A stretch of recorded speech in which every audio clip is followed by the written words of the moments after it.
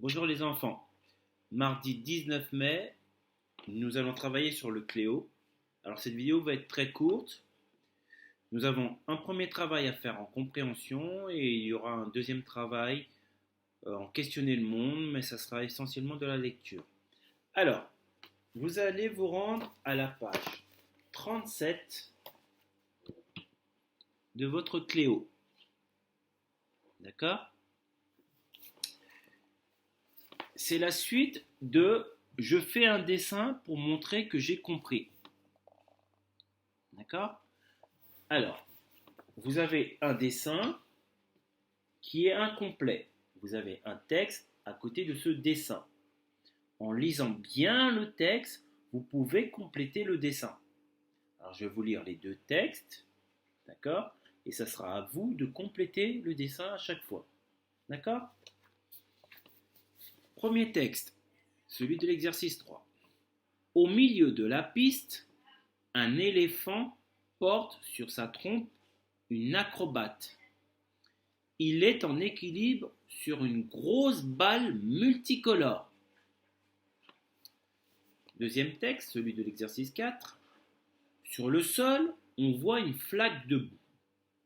Au milieu de cette flaque, on voit un petit chien tout mouillé et tout sale.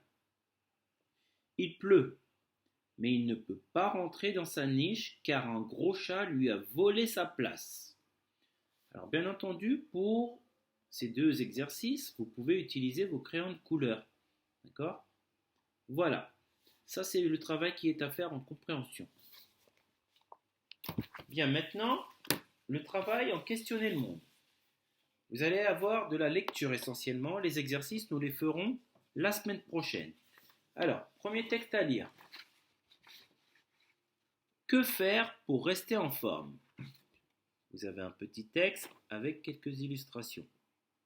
D'accord ? Ce texte n'est que sur le recto. Il n'y a rien derrière. Pour le rechercher dans la pile de feuilles que l'on vous a remis avec la maîtresse. Ensuite, deuxième texte. D'accord ? C'est plus une affiche.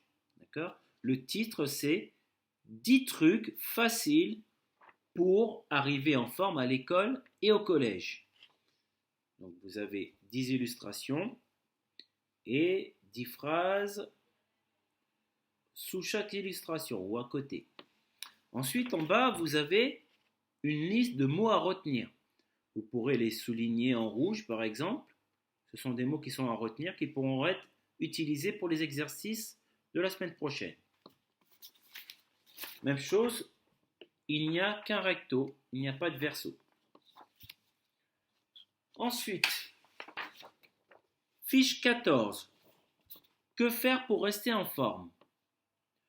Donc, vous avez des textes, un tableau qui est à lire entièrement.